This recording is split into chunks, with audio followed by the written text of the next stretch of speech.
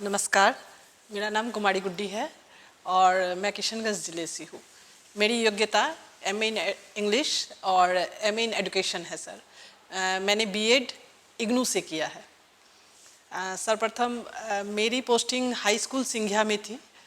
जब मैंने वहाँ 2013 में ज्वाइन किया तो वहाँ का जो किशनगंज ज़िला का नाम सुने ही होंगे सर, तो थोड़ा पिछड़ा है ज़िला। तो जब मैंने वहाँ ज्वाइन किया तो मुझे लगा बच्चियों के लिए मुझे काम करना होगा, क्योंकि मैं गर्ल्स एजुकेशन पर फोकस करती हूँ। उन पर मेरी विशेष वो है, क्योंकि मेरी जो शिक्षा हुई है वो बहुत कष्ट से हुई है। तो लड़कियों की शिक्षा में बाधा ना हो, इसके लिए मेरा प्रयास शुरू से रहा है, क्योंकि यह मेरी खुद की जर्नी है। तो वहाँ जाके मैंने देखा कि लड़कियों के बीच में थोड़ा सा ड्रॉप आउट हो रहा था, तो मुझे लगा कि इन लोगों के लिए काउंसलिंग बहुत ज़रूरी है। तो मैंने वहाँ बच्चियों के बीच सबसे पहले तो इन्वायरमेंट ऐसा क्रिएट किया कि मैंने एक फ्रेंडली इन्वायरमेंट पूरा वहाँ बिल्ड किया। और फ्रेंडली इन्वायरमेंट में सर लड़कियाँ मेरे बहुत करीब आ गई, मतलब उनको नहीं लग रहा था कि वो टीचर से बात कर रही हैं। और चूँकि वहाँ मैंने किशोरी मंच की स्थापना की थी, तो उन लोगों के लिए एक रूम के अंदर मैं उन लोगों के साथ बैठकर टिफ़िन खाती थी, उन लोगों के साथ बातें करती थी। धीरे धीरे वो मेरे बहुत करीब आ गई। तो फिर मैंने उनके प्रॉब्लम्स को जानना शुरू किया। प्रॉब्लम्स जानने के बाद मुझे पता चला कि मेंस्ट्रुएशन हाइजीन में उन लोगों का थोड़ा सा वहाँ दिक्कत है। इस बीच में मुझे 2019 में एज ए मास्टर ट्रेनर मुझे भेजा भी गया इसके लिए, ट्रेनिंग के लिए। तो वहाँ मैंने जब ट्रेनिंग लिया, पहले तो मेरे मन के अंदर भी हिचक थी कि इस ट्रेनिंग में मैं क्या करूँगी जाके, ये तो सबसे खुलने वाली बात नहीं है। लेकिन जब मुझे वहाँ ट्रेनिंग प्राप्त हुआ और वहाँ से लौट कर आई तो मुझे लगा कि इसका प्रचार प्रसार बहुत ज़रूरी है। और जब मैं छात्राओं के बीच में गई तो उस वक्त तो सरकार की ओर से सैनिटरी पैड मशीन की व्यवस्था नहीं थी सर। मैंने खुद का एक पैड बैंक बनाया वहाँ पर अपने अपने सौजन्य से, और बच्चियाँ उनसे पैड्स वगैरह लेकर जाती थी। और मैंने एक ऑनेस्टी बॉक्स बनाया हुआ था, उसमें वो ड्रॉप करती थी अपना जो पैसा होता था उनको, कि ये ना लगे कि मुझे दान में दिया गया है। और वो करते हुए वो लोग लेकर जाती थी वहाँ से। और इस तरह से ये चीज़ का प्रसार बहुत अच्छे से होने लगा। प्रसार बाहर तक जाने लगा सर, अभिभावक तक जाने लगा, समाज तक जाने लगा, जिससे कि क्या हुआ ना, ये एक तरह से रिवॉल्यूशन समझिए वहाँ ले आया। और धीरे धीरे उन लोग खुलकर बातें करने लगी इस पर। तो मैंने किशोरी मंच के माध्यम से उनके अंदर नेतृत्व क्षमता का विकास किया। सारा काम उन लोगों से करवाती थी, मतलब मॉर्निंग में एंटर के बाद से लेके जब एंड होता था डे, तो टोटल उन लोगों को ही मैंने तैयार किया सेटअप कि कैसे आप लोग करेंगे। I will be in the facilitator, in the role of facilitator only. मैंने ये किया।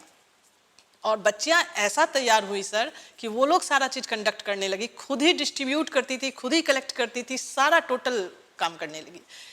उसके बाद ये चीज़ इतना आगे बढ़ा कि जिला में इन लोगों के द्वारा सर कंडक्ट करवाया जाने लगा हर कुछ। मतलब जिले में कोई भी कार्यक्रम होने लगे, कुछ भी होने लगे, उन लोगों के अंदर की प्रतिभा को मैंने पहचाना। कुछ एंकर थी, कुछ अच्छा गाती थी, कुछ अच्छा और काम में अच्छी थी, तो सबकी प्रतिभा को आगे लाया और सबको उनके अकॉर्डिंग, टैलेंट के अकॉर्डिंग मैंने काम दिया।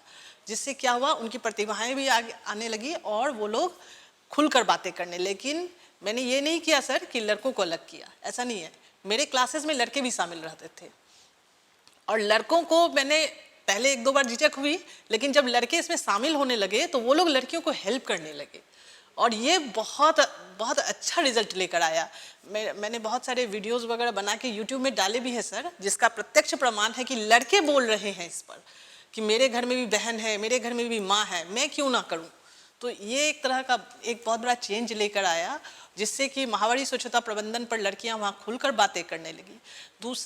दूसरा जो है, मैंने काउंसलिंग की व्यवस्था करवाई सर।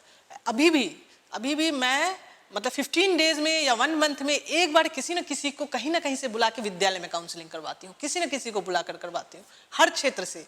जैसे कभी वन स्टॉप सेंटर से किसी को बुला लिया, कभी आईसीडीएस से बुला लेती हूँ, कभी किसी और को बुला लेती हूँ कि बच्चियों को कम से कम जानकारी हो, वो मिले। नहीं तो अभी तो स्कूल में पढ़ रही है, स्कूल के बाद कौन किसको कहाँ लेकर जाएगा, कौन कहाँ मिलेगा। तो बुलाने का ये परिणाम हुआ सर कि बच्चियां जानने लगी कि वन स्टॉप सेंटर भी होता है, आईसीडीएस भी होता है, हमारे लिए ये काम हो रहा है जिले में। जिस तरह से उन लोग इंटरेक्ट करने लगे और इससे क्या हुआ कि बच्चियां खुलकर बातें करने लगी। और मेरी क्लासेस तो सर एक्टिविटी बेस्ड क्लासरूम होता है। मेरा सब्जेक्ट इंग्लिश है सर, और मैंने अपने विद्यालय में इंग्लिश क्लब की स्थापना की हुई है। तो इंग्लिश क्लब के माध्यम से मैं बच्चों को जो है उनके फ्लुएंसी पर, बोलने पर, अपना इंट्रोडक्शन कैसे दें, किस तरह से बातें करना है, क्योंकि सर हम लोग इसको नकार नहीं सकते हैं, भले इसको ऑप्शनल सब्जेक्ट में दिया गया है, लेकिन it is a communicative language. कहीं बाहर भी जाते हैं तो इंग्लिश की आवश्यकता पड़ती है सर। और उस वक्त अगर बच्चा इंग्लिश नहीं जानता है ना, तो वो थोड़ा सा अपने आप में तो महसूस करता है कि अगर मैं जान लेता तो मेरे लिए अच्छा रहता। हिंदी हमारी भाषा है, हमें इस पर गर्व है, लेकिन हम इंग्लिश को भी नकार नहीं सकते हैं सर। तो इस पर मैंने काम किया, इंग्लिश क्लब की स्थापना की हुई है, और बच्चे इसमें बहुत अच्छे मेरे इंग्लिश बोलते हैं, सीखते हैं, वो लोग बातें करते हैं, मतलब कुछ न कुछ एक्टिविटीज़ होता रहता है। मैंने अपने इंग्लिश क्लब में अभिभावकों को भी जोड़ा है, जैसे कभी सैटरडेज को उन लोगों को भी बुलाती हूँ, उन लोगों से भी बुलवाती हूँ, तो वो लोग भी इंटरेक्ट करते हैं।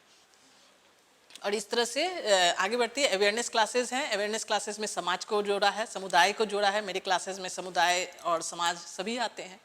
तो यही है सर, कुल मिला के मेरा इंट्रोडक्शन।